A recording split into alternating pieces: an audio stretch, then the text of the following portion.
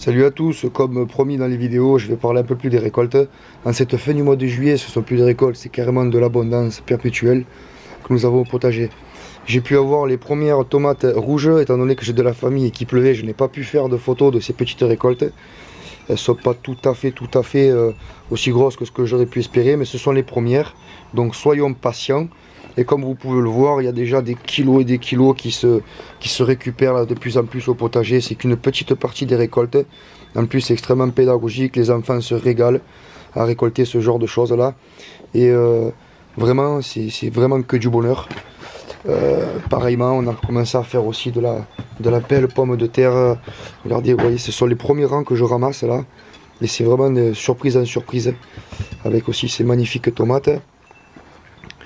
Alors j'ai fait à peu près 4 ou 5 kilos de haricots, mais il en reste encore tout autant à récupérer. C'est vrai que c'est quelque chose qui est assez fastidieux à ramasser. Il y en a vraiment de partout. Et vous voyez ces petites tomates qui sont un peu difformes, qui sont vraiment délicieuses. Et vraiment je reviens sur la taille de ces pommes de terre là, enfin quelques-unes qui sont vraiment très très belles. Donc c'est vrai qu'on a manqué énormément d'eau, grosse canicule, les pieds donc ont périclité, j'ai été obligé d'entamer les récoltes, même si c'était un peu trop tôt pour eux. Et vous voyez ce genre de pomme de terre là qui est allongée, la couper en deux, la mettre à la poêle, c'est délicieux. Pour donner un petit exemple, vous savez que j'adore moi, j'adore effectuer les pesées puisque je tiens une page détaillée de toutes les récoltes. Par exemple, prenons une des grosses là. Voilà, déjà on est sur plus de 220 grammes pour une pomme de terre, c'est quelque chose d'exceptionnel. Là, ce sont les petites roses là. Bon, 150, j'en ai eu des plus grosses. Mais étant donné qu'on est 10 à la maison en ce moment, ça part très vite. La caissette était encore pleine hier. Et puis, vous voyez, ça va très très vite. Là, on a le retour du soleil. Donc, c'est vrai que ça va être assez agréable. Étant donné que le terrain a été totalement détrempé par cette pluie diluvienne qui est venue hydrater. Donc, la terre en surface jusqu'en profondeur. Ça va faire que plus de bien au potager. Pareil, quelques courgettes aussi là. Vous voyez, ce sont des belles pièces. Là de suite on arrive à monter sur des poids comme 1,6 kg, 1,7 kg. Donc il y a de très belles courgettes. Et puis vous voyez mes petites tomates ne sont complètement rien du tout en comparaison de ce que peut donner cette culture dans le sud. Ma famille étant du sud est venue nous voir, m'a apporté quelques récoltes de leur jardin. Regardez-moi un peu la taille de ces tomates. C'est complètement énorme. Et c'est vrai que ça n'a quand même rien à voir avec les petites que nous avons pu avoir jusqu'à aujourd'hui quoi. Même si j'en ai quelques-unes qui peuvent y ressembler, bon c'est de la difformité, mais là on voit bien qu'il y a des tomates côtelées, on voit bien qu'ils ont aussi du cœur de bœuf, on voit que, regardez, c'est superbe, c'est très beau. On a de la tomate à farcir, il y a de la ronde, enfin c'est vraiment quelque chose de très très beau. C'est plein de couleurs, un goût exceptionnel, donc le goût c'est vrai que il est quand même assez similaire à mes petites, puisqu'on a pu goûter les deux du coup. Et c'est vrai que ce sont les premières pour moi de la saison, mais quel régal, quel bonheur de pouvoir manger enfin ces fameuses tomates que j'ai attendues pendant si longtemps. Donc là ce sont mes toutes premières récoltes, il n'y en a pas beaucoup, j'espère que beaucoup d'autres vont suivre. Ils ont aussi pu me ramener d'ailleurs les tout premiers melons du sud là. Alors là ça n'a rien à voir avec ce qu'on achète dans les magasins, c'est vraiment bon, vous voyez c'est des calibres, c'est pas quelque chose qui est calibré quoi. Puis c'est parfois pas très esthétique, il y a des petites taches, des petites piqûres, etc. Mais qu'est-ce que c'est bon. Là le matin on se réveille, tac, déjà petit melon, c'est quelque chose de superbe. Vous voyez ces belles courgettes là qu'on a commencé à faire. On a déjà mangé quelques-unes. Avec la famille on se régale. Et les haricots plats qui sont magnifiques là. Il suffit juste de les couper en tranches là, sauter à la casserole. Les haricots beurre sont délicieux. Donc voilà, c'est quelques images de petites récoltes, mais c'est un petit peu tous les jours comme ça. Et là, ben, j'ai pas trop de toute cette quantité de nourriture pour pouvoir nourrir les 10 bouches à nourrir, comme on dit. Et puis, on se régale, quoi. C'est ça qui compte. Et je suis un peu jaloux, là, quand je compare la taille de mes tomates avec ce qu'on arrive à faire dans le sud. C'est vrai qu'il y a beaucoup plus de soleil. Et là, maintenant, les potagers dans le sud souffrent énormément de canicule. Voilà, donc j'espère que d'autres vont suivre et qu'on va pouvoir se régaler, nous aussi, de délicieuses tomates dans les quelques jours à venir, les semaines à venir. Donc ça, ce sont les toutes premières. Elles ont été un peu touchées parfois par des insectes, un peu des oiseaux. Eux aussi ont trouvé les premiers petits fruits rouges là, et puis ils sont venus se régaler à taper dedans. Donc voilà, on va aller faire un tout petit tour rapide de jardin, parce qu'il n'y a pas grand chose de plus à expliquer là. On l'a vu il n'y a pas longtemps. Et puis je suis vraiment très content de ces premières vraies récoltes là, c'est-à-dire en quantité. Et je suis vraiment pas déçu de tous les efforts fournis au potager. Et bien sûr, celui-ci me le rend. Une terre fertile, bien nourrie, respectée, ben, elle va pouvoir nourrir quoi. Et c'est vrai que comparativement entre une grosse et les toutes petites, ben, je préfère manger les petites. Elles ont un goût, mais alors c'est incomparable. Salut à tous, donc on n'est pas encore forcément de retour pour avoir des gros travaux à la maison. Mais c'est la saison d'arracher les patates parce que ça fait déjà plus de 110 jours qu'ils sont là. Comme vous voyez, il n'y en a plus maintenant, la végétation a repris ses droits. Et il est temps de les récolter. Je vous avais promis qu'on allait faire bientôt une vidéo sur les conserves. Donc on va faire de la conservation par lactofermentation. Et on va aussi en faire par choc thermique, donc par ébullition des bocaux. Et donc sous vide. Hein. Et là, ben, on commence à récolter les pommes de terre. Donc j'avais annoncé que je souhaitais faire 500 grammes au mètre, mais que j'en espérais 1 kg au mètre. Et apparemment là ben, on serait sur 600 voire 700 grammes au mètre. Donc c'était quand même assez décevant, sachant que les années précédentes on avait fait beaucoup plus. Mais je pense que c'est généralisé sur la région, car je ne suis pas le seul qui a fait des pommes de terre et qui cette année a été très déçu. Donc les récoltes s'enchaînent à bon train au niveau du potager. Les cagettes de légumes s'accumulent. Il va être temps maintenant de commencer à faire des bocaux. Donc prochaine vidéo je pense, ou celle d'après, ben, on commencera à faire des bocaux. Donc là c'est vrai que j'ai pas trop le temps de refaire des grosses vidéos comme je vous ai donné l'habitude jusqu'à présent. Parce que je suis en train de refaire toute ma toiture, mon système d'assainissement individuel. Je vais vous montrer quelques vidéos ou peut-être quelques photos. Et il y a eu aussi quelques jours de vacances. Bien sûr c'est l'été, on en profite. En tout cas ici il fait vraiment très très chaud. La semaine dernière on a eu une grosse période de pluie diluvienne qui a fait vraiment beaucoup de bien dans le potager. On va commencer à faire des rotations là avec les cultures d'été qui commencent à arriver à terme pour les cultures d'automne. Donc la meilleure période pour semer, c'est bien sûr le moment où la plante fait ses graines. Donc moi de mon côté je fais beaucoup de semences en ce moment. Je prends tout ce que je peux. J'espère que de l'autre côté c'est pareil. Bon, on va commencer à tirer ces pommes de terre. Donc biofourche, un peu d'huile de coude et en avant.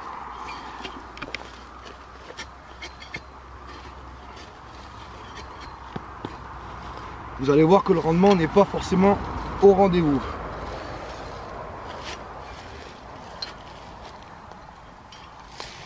Donc une fois que j'ai tiré mes pommes de terre là, vous voyez j'étale la butte, comme on peut voir à côté, je l'étale, je la mets à plat.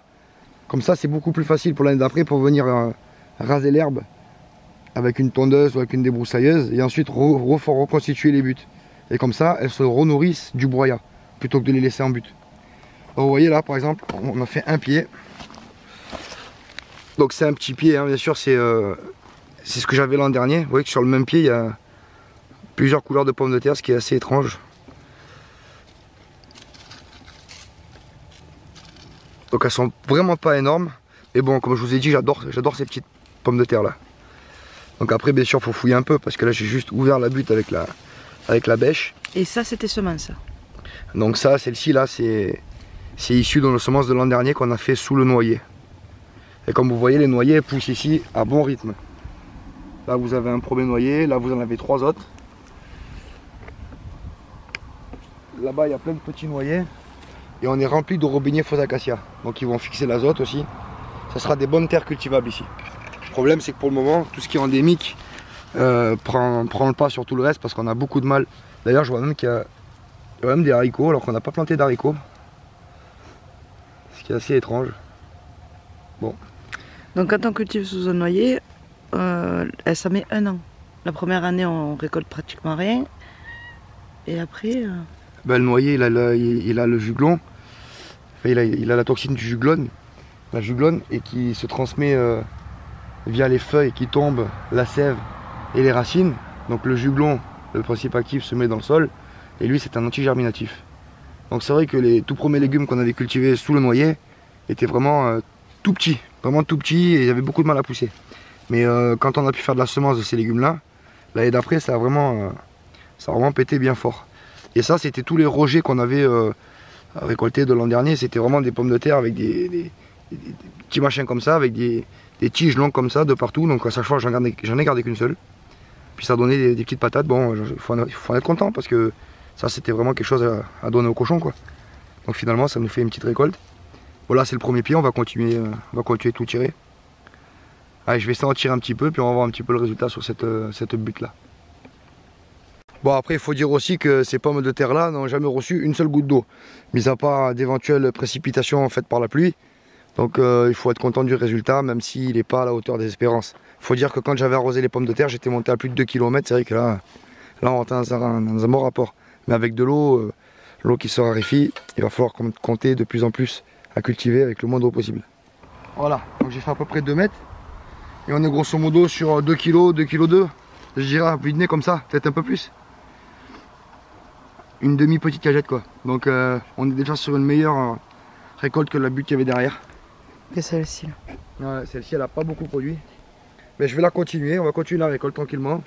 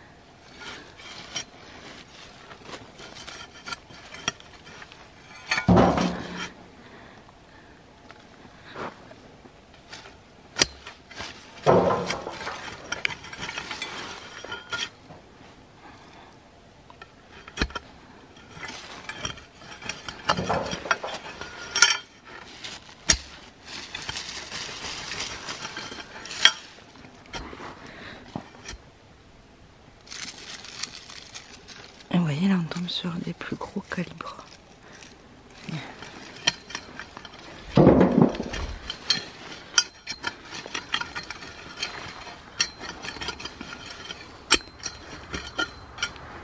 Et là on voit qu'il y a beaucoup plus de profondeur.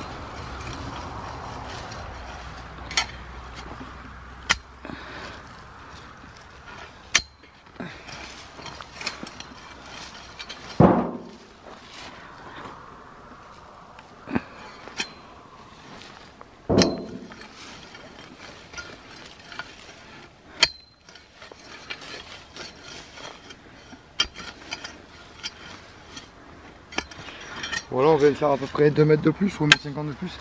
Puis on peut voir que la récolte s'est considérablement améliorée là. Là on est plus sur 1 kg, 1 kg 2, 1 kg 3 de manière certaine. Après on va peser tout ça. Bon ben je continue, hein. Mon jour labeur. Mais là par contre je me rends compte que ça continue de profiter parce que ils sont toujours là.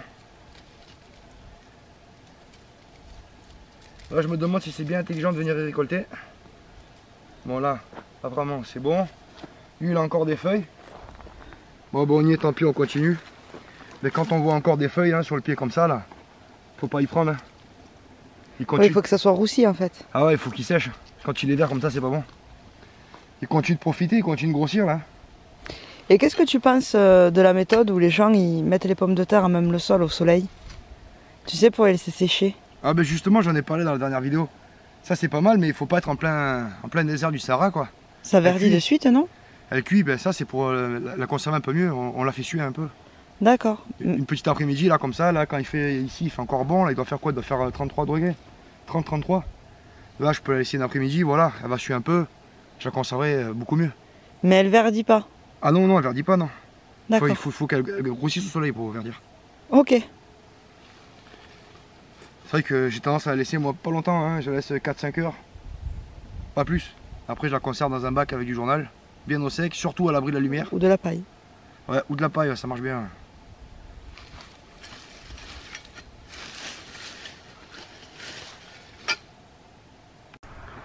Bon voilà la petite récolte là pour une butte de 10 mètres. Ah, ça demande un petit peu d'huile de coude. C'est vrai qu'avec l'âge qui arrive, je me demande si je vais pas me motoriser au moins pour faire ça. Parce que c'est vrai que c'est quelque chose qui fait assez mal. Mais bon, ça c'est encore un autre sujet, il y aura une vidéo pour ça. Donc vous voyez, on a quand même de des sujets assez sympas, de beau calibre. Voilà. Et là, bon, à vue de nez, je dirais que sur la moyenne, on est peut-être à 1 km. On va les peser tout ça pour voir. Une fois que j'ai pesé tout ça, ben, on va voir ce que ça donne. Je suis pas sûr que ma balance elle puisse monter aussi fort. On fera 5 kg par 5 kg. On fera moitié par moitié.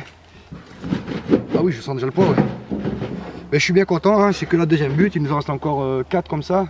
Et là-bas, il nous en reste encore une dizaine à faire. Bon, là-bas, c'est des buttes de 8 mètres. Mais bon, c'est que c'est assez éprouvant. Et là-bas, t'as plus. Là-bas, c'est plus rocheux. Et là-bas, elles sont plus grosses surtout. Ouais. C'est assez éprouvant parce qu'en fait, c'est les racines. Et les racines des ronces, tout ça qui repoussent au travers. Donc c'est que c'est pas évident.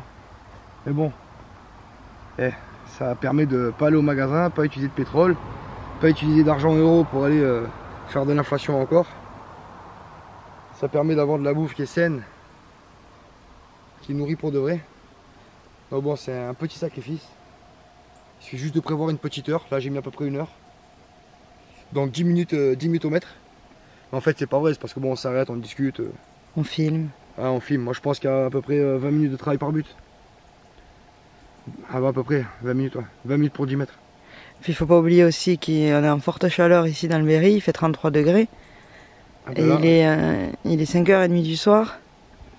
C'est l'heure de l'apéro. Voilà. Allez, on y va.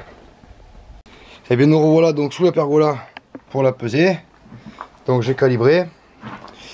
Là, il y a la petite boîte de pommes de terre. Et ben, je vais m'amuser à transférer jusqu'à 5 kg à chaque fois. Et puis, on va voir combien ça fait au total. Voilà, première fournée 5 kg. Et des bananes. Là, je continue de vider la bourbeau. Et puis, je calcule tout ça. Et puis, on voit ce que ça donne. Bon, ben voilà, pour ce rang là de 10 mètres. La pesée est faite. On est sur 12 kg 370 grammes. Donc, je suis à peu près sur 1 kg 200 au mètre, ce qui est déjà bien plus intéressant que ce que j'ai fait la dernière fois sur l'ancien rang. Donc à mon avis, au plus je vais me rapprocher de l'eau et de l'ombre, au plus la récolte va être intéressante. À ce niveau-là, pleine terre, et elles n'ont jamais reçu d'arrosage, il y a eu quelques pluies, et on est sous les noyers. Donc on a fait il y en a qui sont assez sympas, qui sont jolies, mais vraiment, moi mes préférées c'est celle-ci, vous le savez, et celle-là, bon, pour faire des frites, c'est pas mal aussi, quoi. Bon, ben voilà pour cette petite récolte. La cagette est pleine à ras-bord, elle va craquer. C'est les grands formats là, où on met des melons dedans. Bon, ben allez, ben sur ce, ben, je vous souhaite une joyeuse récolte à vous aussi, hein, en espérant que les résultats soient à la hauteur de votre travail, mais surtout de vos espérances. Allez, ciao ciao.